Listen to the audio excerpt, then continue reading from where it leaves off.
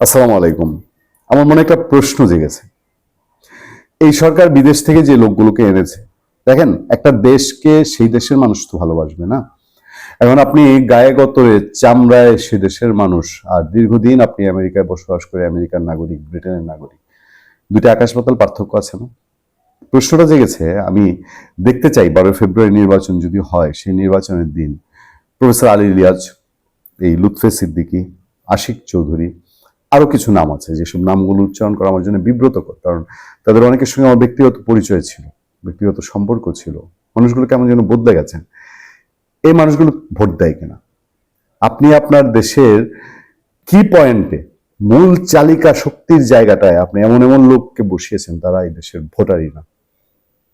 Doctor ইউনূসকে কোনোদিন কোথাও গিয়ে ভোট দিতে দেখেছেন? এবার দেখবেন, এবার দেখবেন। কিন্তু ডক্টর ইউনূসের এই প্রশ্নের সুরা হলেও অন্য যারা আছেন, এত বিদেশি নাগরিক বাংলাদেশটা চালিয়েছে, আপনি তার কাছে কি আশা করবেন বলেন? আমার সামনে শুধু দুজনের বর্ণনা দেওয়া আছে। এই দুজনের বর্ণনা যেটা পত্রিকায় উঠে এসছে, বিবিসি পিক করেছে আজকের পত্রিকার রিপোর্ট, বণিক বার্তার রিপোর্ট। রিপোর্টের মূল কথা হলো যে এখানে দুইটা গুরুত্বপূর্ণ জায়গা এমন দুইটা মানুষকে বসানো হয়েছে, তাদেরকে যে কারণে বলা হয়েছে যে আমরা এই কারণে এদেরকে বসিয়েছি, তারা এগুলো না করে স্টেট ব্রোকারি করেছে। ব্রোকারি মানে বাংলাদেশের বড় বড় জিনিস বিদেশি কোম্পানির সাথে ডিল করেছে, ডিল করে চুক্তি করছে, হয় কোনোটা পরিচালনা করবে, কোনোটা অন্যরকম ভাবে দেখবে। মাঝখানে এইসব ডিলিং এর ভেতরে বহু কমিশনের ব্যাপার থাকে। অস্ত্র কেনার ডিলিং, চীনের সাথে বিমান কেনার ডিলিং, পাকিস্তানের সাথে বিমান কেনার ডিলিং, এগুলো একটা অন্তর্বর্তী সরকারের করার কথা না। তো দেশটাকে ওই যে বলি, মবের মুল্লুকে এবার মগের মুল্লুক আর মবের মুল্লুক একসাথে হয়েছে। পত্রিকার খবরটা হলো এরকম, লুৎফে সিদ্দিকী ও আশিক চৌধুরীর সংস্কারক নাকি ইকোনমিক হিটম্যান। এই দুজনকে নিশ্চয়ই আপনারা চেনেন। 2024 সালের ছাত্র জনতার গণ অভ্যুত্থানের পর বাংলাদেশে অন্তর্বর্তী সরকার রাষ্ট্র সংস্কারের জন্য দুই বিদেশি অভিজ্ঞ বাংলাদেশি পেশাদারকে যুক্ত করেছে। লুৎফে সিদ্দিকীকে আন্তর্জাতিক বিষয়ক বিশেষ দূত হিসাবে এবং চৌধুরী আশিক মাহমুদকে বাংলাদেশ বিনিয়োগ উন্নয়ন কর্তৃপক্ষের বিডার নির্বাহী চেয়ারম্যান হিসাবে নিয়োগ দেওয়া হয়।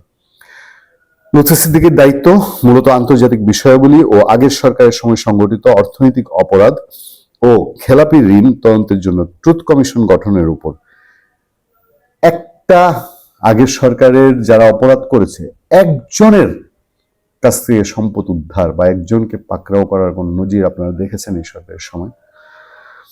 যাদেরকে মামলা দেওয়া হয়েছে লুটেরাদের মধ্যে, আপনি যদি প্রথমে সালমান এফ রহমানের নাম বলেন, তাকে হত্যা মামলা জেলে রেখে দেওয়া হয়েছে। সে যেই লুটপাট গুলো করেছে, বাংলাদেশ অর্থনীতিকে পঙ্গু করেছে, এগুলা কি কেউ এই সরকার কোন উদ্যোগ নিয়েছে তার কাছ থেকে আদায়? সে যে এত এত টাকা ঋণ খেলাপি।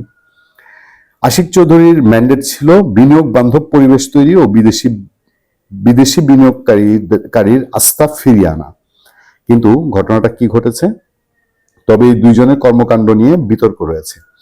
বিশেষজ্ঞদের একাংশের মতে রাষ্ট্র সংস্কারের মূল লক্ষ্য অগ্রাহ্য করে তারা বেশি গুরুত্ব দিয়েছেন হাই ভ্যালু ডিল, যেমন রাষ্ট্রীয় কেনাকাটা, যেটা আমি বলছিলাম আপনাদেরকে, বন্দর ও বড় অবকাঠামো চুক্তি।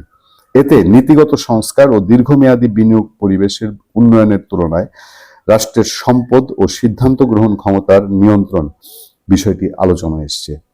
এই পরিস্থিতি জনপরিষদের কাছে ইকোনমিক হিটম্যানের ধারণার সঙ্গে তুলনা করা হচ্ছে, যেখানে আন্তর্জাতিক অর্থনৈতিক কৌশল ও বিনিয়োগ মাধ্যমে দেশের নীতি ও সম্পদ নিয়ন্ত্রণের চেষ্টা করা হয়।